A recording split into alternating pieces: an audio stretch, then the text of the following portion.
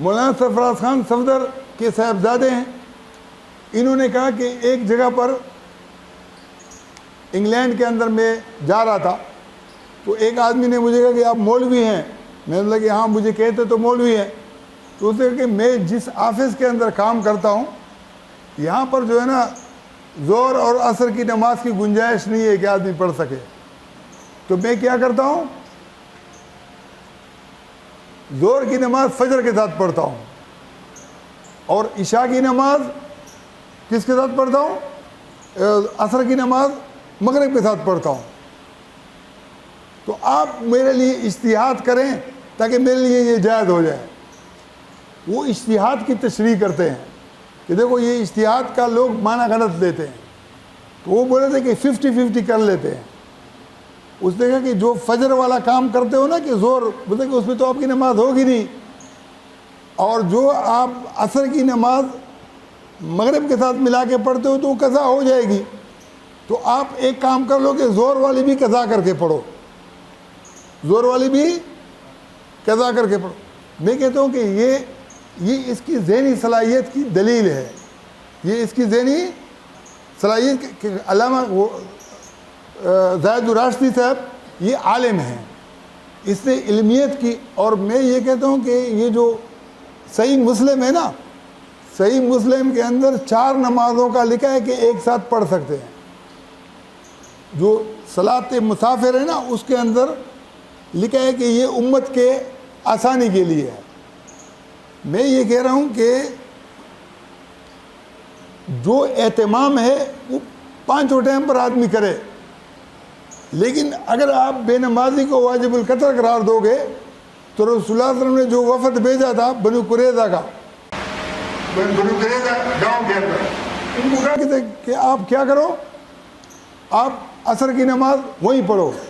تو بعضوں نے قضا کر لی اور بعضوں نے کیا کیا, جگہ پر پڑھ لی. تو جنہوں نے قضا کی اس کو بھی رسول اللہ صلی اللہ علیہ وسلم نے کوئی برا بلا بھی نہیں بولا, یہ بھی نہیں بولا کہ آپ نے غلط کیا ہے. اس سے تو ایک وسعت کا پتہ چلتا ہے.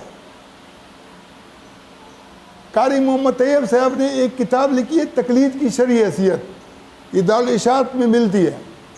اس نے کہا کہ ہمارے لیے تقلید بہت ضروری ہے, کوئی ایک راستہ تو اپنانا پڑے گا.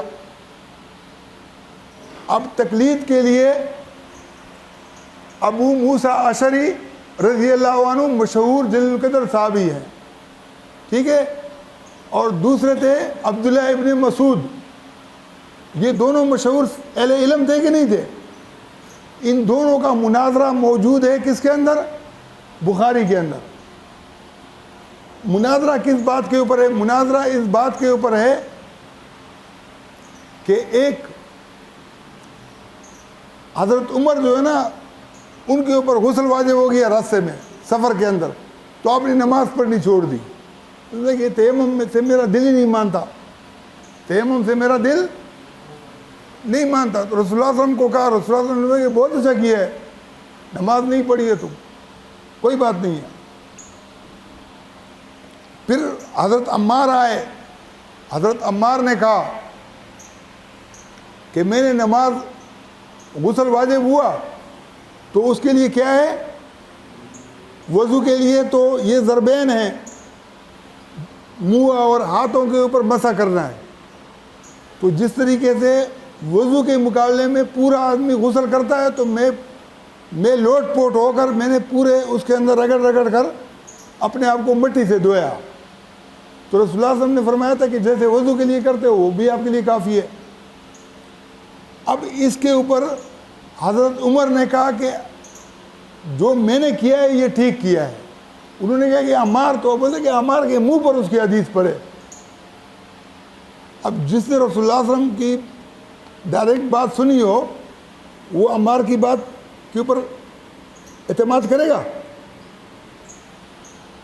اب یہ جو سختی تھی نا لہجے کے اندر, یہ عبداللہ ابن مسعود نے موقف اختیار کیا حضرت عمر کا, اور ابو موسیٰ اشعری نے موقف اختیار کیا کس کا؟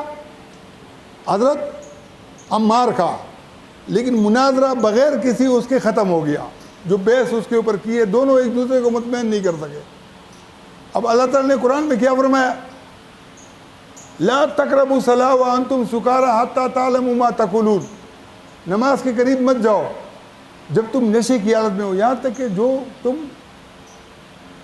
کیا کرو، سمجھو جو تم کہہ رہے ہو۔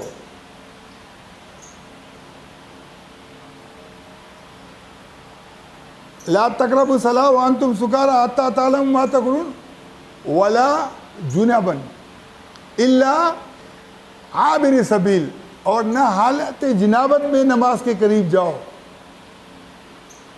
یہاں تک کہ کیا کہ تم ہاں مگر جو مسافر ہے وہ جا سکتا ہے، یہاں تک کہ تم حتی تغتسلوا، یہاں تک کہ تم غسل کرو۔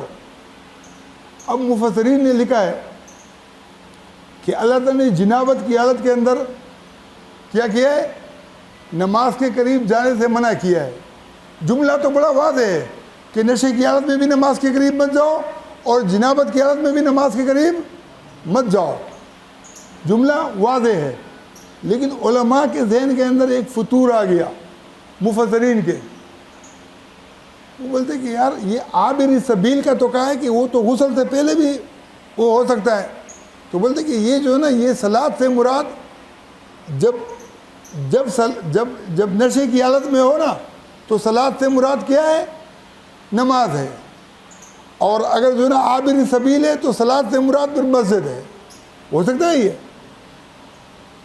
ایک صلاۃ ایک دفعہ ذکر کیا ہے کہ لا تقربوا الصلاۃ وانتم سکارى حتى تعلموا ما تقولون ولا جنبا الا عابر سبیل، تو ایک جگہ پر وہ کہتے ہیں کہ صلاۃ کا معنی کیا ہے، نماز ہے، کہ نماز کے قریب مت جاؤ یہاں تک کہ تم نشہ اتر جائے نشے کی حالت میں۔